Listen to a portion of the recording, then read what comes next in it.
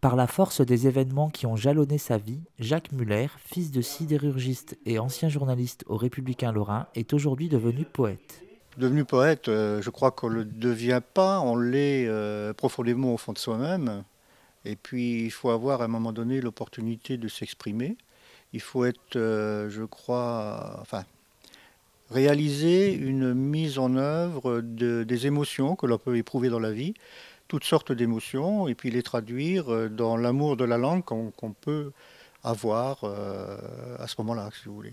Son deuxième ouvrage, Industrieuse Amour, a récemment reçu le Grand Prix des poètes lorrains. Il ne s'agit pas d'un recueil de poésie où on dit tiens je vais écrire sur tel thème et puis demain sur tel autre thème. Non, là il s'agit véritablement d'une poésie qui est structurée autour de l'aventure sidérurgique et d'une aventure humaine qui a duré un siècle.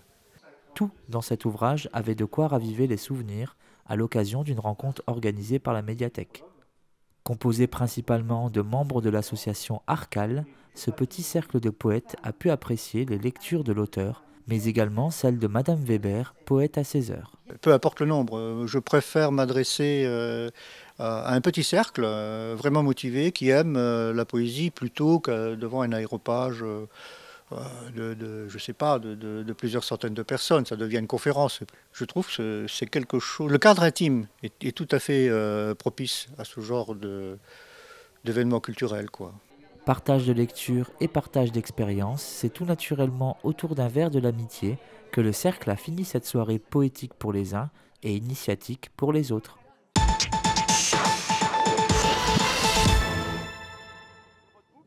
Le géocaching est une vraie chasse au trésor qui se déroule autour de nous. Il existe 2 300 000 géocaches et plus de 6 millions de géocacheurs dans le monde. Cette nouvelle façon de partir à l'aventure est très bien expliquée et commentée sur le site geocaching.com, répertorié dans toutes les langues mondiales. Doté de votre code postal, vous pouvez y trouver toutes les géocaches près de chez vous. Et après une inscription, vous accédez aux coordonnées GPS de votre première aventure. J'ai découvert ma première boîte à moins de 10 minutes de la maison. Je ne m'imaginais pas qu'il y en avait autant en fait sur toute la France et dans le monde entier. Et depuis, j'en ai trouvé dans beaucoup d'autres pays et ça permet de découvrir l'architecture, les panoramas, l'histoire et puis le physique aussi, le fait de marcher. On a un but, on ne marche pas dans le vide en se disant j'ai 3 km à faire, j'ai 10 km à faire. Comment vous faites pour les cacher ? Alors, on décide d'un endroit par rapport à une situation, par exemple un monument, un bâtiment, un lieu historique, un point de vue, un endroit où il y a quelque chose à voir généralement. Donc on va prendre les coordonnées GPS de cet endroit-là, on va poser la cache et ensuite on la publie. Il faut prouver pour son passage en notant son pseudo, pas son nom, son pseudo. Et ensuite, les autres vont aller chercher cette boîte. Mais parfois, il y a aussi des petits objets à l'intérieur. Entre familles, entre amis ou individuellement, le géocaching peut également se muer en événementiel. C'est ce qui s'est passé dans notre commune avec un Cash-in Trash Out. Donc là aujourd'hui on fait une manifestation éco-citoyenne, donc c'est un regroupement de géocacheurs afin de nettoyer une zone pour la commune. Ben, c'est pas pour la commune, c'est pour la vie, c'est pour tout le monde parce que la nature c'est notre terrain de jeu. Alors ben, quand un enfant fait le bazar dans sa chambre, ben, après ça faut nettoyer. Donc ben, on nettoie la nature. Grâce à cet événement, la zone située du parc jusqu'à la Moselle a été vidée de ses déchets. Joindre l'utile à l'agréable, voilà un nouveau point fort de cette activité moderne qui attisera votre curiosité si vous vous rendez sur le site geocaching.com.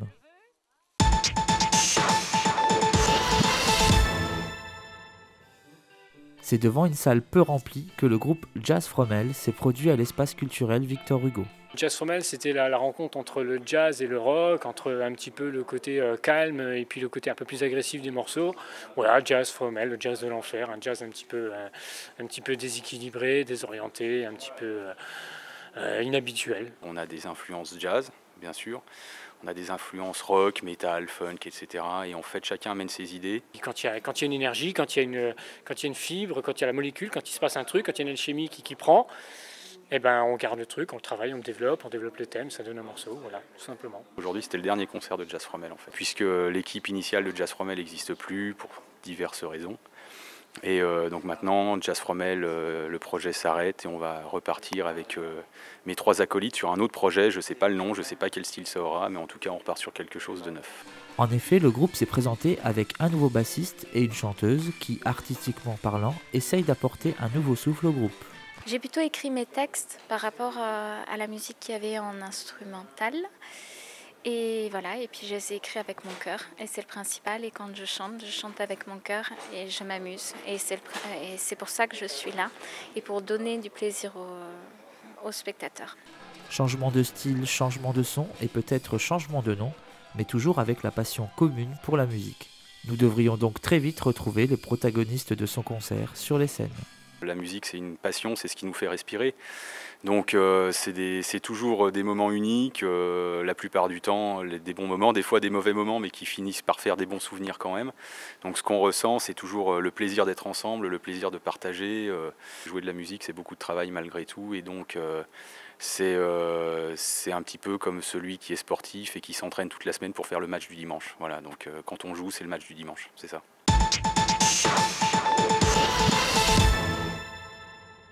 Comment je suis devenu photographe? Alors c'est une longue histoire, ça date des années 70. J'étais un passionné, en fait je suis à l'origine un passionné de nature et un passionné d'orchidées sauvages. Et me passionnant pour les orchidées, donc naturellement j'ai voulu les prendre en photo. Et c'est devenu, donc ma passion des orchidées a débouché sur ma passion pour la photographie. Et donc évidemment après je me suis un peu, j'ai élargi un peu mon champ de travail sur la photographie. Donc sans parler sur tout ce qui est nature, je suis surtout un photographe nature. Et ensuite un peu sur tous les sujets de la photographie, de paysage, et puis à l'occasion de mes voyages, le reportage et l'humain. Bon. Le sujet d'exposition présenté par Jean-Jacques était « Les enfants à travers le monde » et surtout à travers les pays où il a voyagé. Les enfants, c'est un peu l'avenir du monde et toute l'émotion du monde se retrouve dans les yeux des enfants. Donc c'est un vrai plaisir de les photographier. Avec les logiciels de retouche photo, devenir photographe semble plus facile aujourd'hui. C'est plus facile, oui, parce que si on se contente de déclencher, c'est beaucoup plus facile parce que l'appareil photo fait une grande partie du travail dans le traitement déjà à l'origine. Mais l'œil, disons, sans prétention, en guillemets, l'œil du photographe, c'est là où la différence existe entre une photo qui interpelle et une photo tout à fait familiale ou basique, si vous voulez. Donc c'est là où la technique photographique est importante. Pour s'aguerrir à l'œil du photographe, rien de tel qu'un club photo ou un club vidéo, lieu d'apprentissage du cadrage et de l'échelle des plans.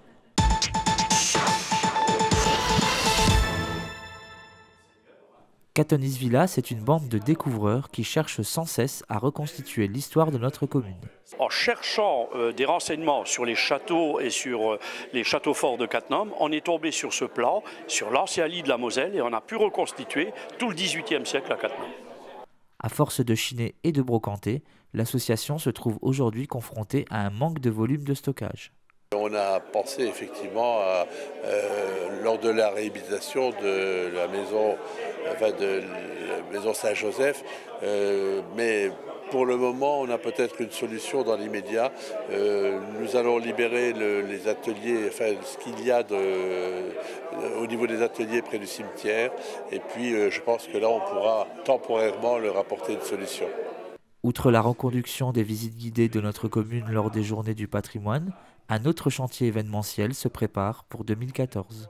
C'est de commémorer le 100e anniversaire du début de la Première Guerre mondiale sur le plan local. Je vous rappelle qu'à ce moment-là, nous étions allemands et que donc les gens se sont battus dans l'armée impériale. L'objectif, c'est de parler, disons, de ce début de guerre, mais dans la région, sans aller parler de choses. Donc il faut que les gens soient concernés par ce qu'on veut montrer et raconter.